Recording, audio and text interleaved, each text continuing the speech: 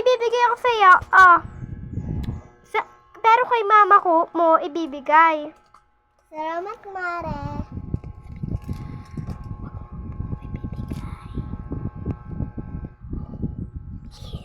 Wag na, Mami. Wag daw sa'yo. Ano ba yan? Di naman nagbibinggo ang nanay. Anak naman Sa'yo ko na lang ibibigay.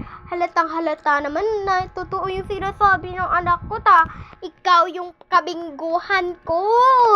Hindi kaya. Huwag ka Sige. maniwala dyan sa... Sige, alis na ako. Bye.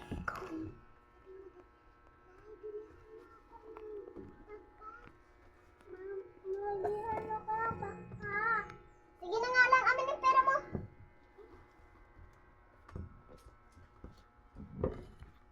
Hi.